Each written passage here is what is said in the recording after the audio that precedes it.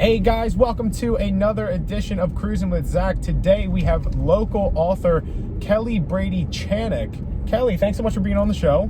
Thanks, I'm excited to be here. Yeah, happy Valentine's Day. Off camera, she got me cookies, or made me cookies. Yes.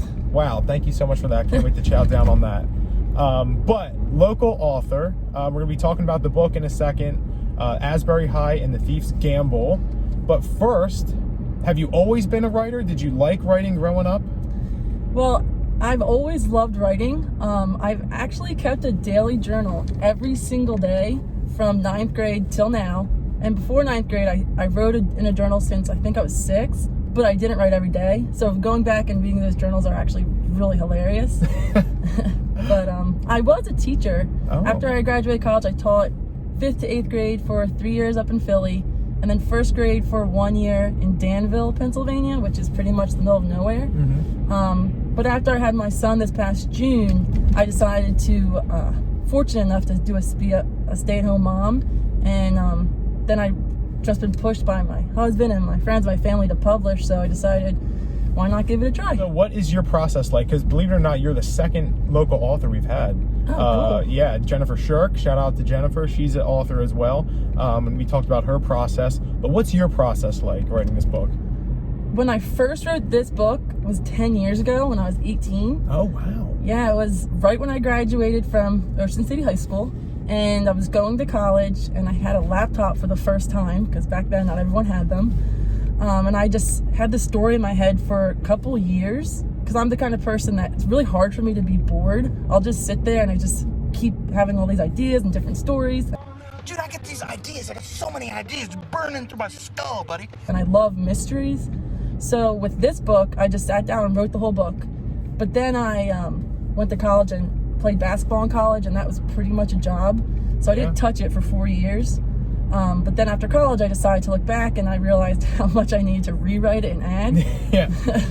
So it took me about 2 or 3 years to finalize that. And then I actually sat down and wrote the outline to every single chapter of the rest of the series, which is 7 total books.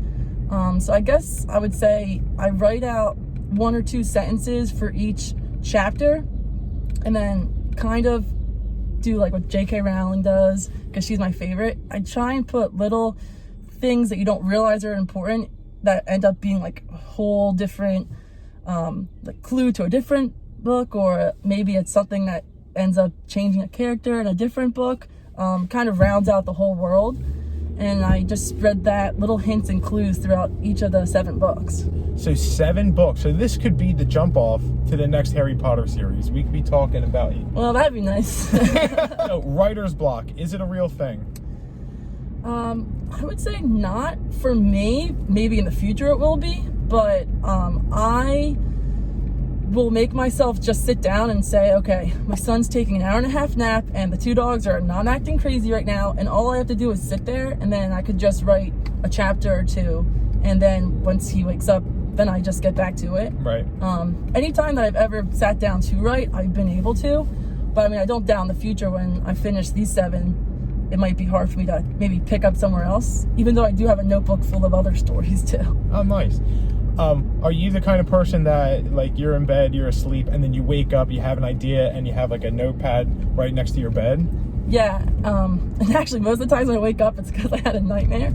I love scary movies and stuff, but... Not me. Oh, my God. I love can't do them. it. No. And my husband tells me, you shouldn't watch them all the time if you're going to wake us both up, but I'll get a nightmare, but then from that nightmare, I'll start thinking, what if it ended like this? And then I just quickly will write down, like, 1 or 2 words, sometimes a sentence, and then...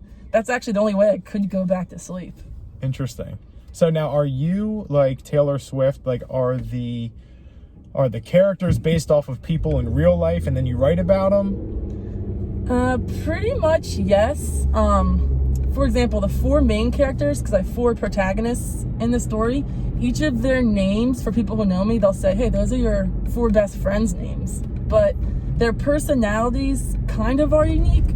But I will say this, if you were someone who possibly was a bully in middle school or high school, oh boy, I might have taken your name and made you not such a nice character. Dude, that's like what Taylor Swift does. I say I would never want to date like Taylor Swift or an artist because you mess it up, boom. Yeah.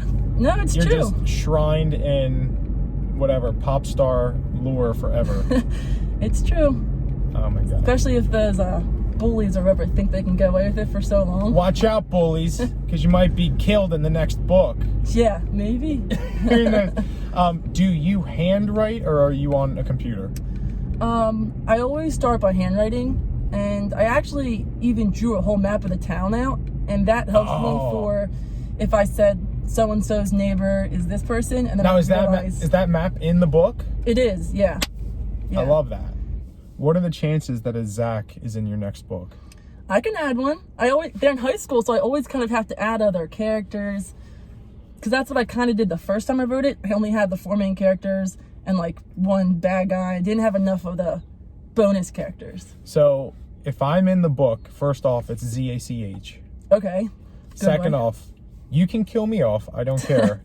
Just don't make me a bad guy. Okay. All right. Will do. Any pointers for young writers out there? Yeah, I would say just keep rewriting. Even when you think you're finished a certain story. Like I said, I wrote this first one when I was 18. And then 4 years later, I realized that it really wasn't that good. The idea was good-ish, but I needed to describe the setting, add more characters, put false clues in. It's a mystery. You don't want to know who it is right away. So just keep rewriting. And even if people maybe say like, oh, I don't know if that will work, most of my friends and family have been supportive and really excited. But if anyone doubts you, just ignore them and keep rewriting, and then I just say go for it. So, because it is Valentine's Day, we're going to go into the lightning round. Cool. And it's going to be a Valentine's Day themed lightning round. Okay. If you could date any celebrity, who would you date? Probably used to be Michael Phelps, but nowadays I'd have to say Ryan Reynolds. He's just so funny. Why Michael Phelps? Oh my gosh, in high school I was just obsessed with him. That's when he won all of his 8 golds. Oh, so you're into that kind of thing. Yeah, but everyone always says he's so goofy looking. He's so goofy looking. I know. Anywho, but hey, I bet he has a great personality. Okay, if you could date any fictional character, who would you date? Probably Darrow from Red Rising. Never seen it. Oh, I am late to the show too. The 5th book came out this September, and my friend Jenny, she kept saying for the past 4 years, read this, and I didn't. And then I finally read it, and I read all 4 books in a week, and the 5th one when it came out. And I recommend it to every single person. Okay. And then describe your perfect date. So it would have to be with my husband, and Off to a good start. Yeah, we're both very active. I love to eat sweets, and he's more healthy, so that kind of helps me. But it would probably be going to maybe a Sixers game. We're both big Sixers fans. But if it was the perfect date, it would be the Sixers championship game, and they would win, and then we would get invited to the parade. Nice. You'd be on the float or whatever. You'd be on the party bus. Kelly Brady Channick. The book is called Asbury High and the Thief's Gamble. Where can we find it? Right now, it's on Amazon, paperback and ebook. The audiobook is actually in the process of getting made. Are you reading the audiobook? I am not. I'm one of those people that don't Freeman? like the sound of my... Oh my gosh, I wish I could get Morgan Freeman. That'd be awesome. But it's on Amazon. You can buy a paperback. You can buy it ebook. And it's probably within the next month. We're going to be working on local bookstores. I'm hoping around here, because fun fact, it's called Asbury High because my 2 favorite bookstores are Booker T or 2 and Sunrose on Asbury Avenue, Ocean City. There you go. I thought there was a little Ocean City homage there. But check her out. Another successful local author, Kelly. Congratulations. Thank you. And look out for the 6 books, and I might be in one of them. Yeah. And I might get killed off. Thanks, guys. Happy Valentine's Day. Happy Valentine's Day.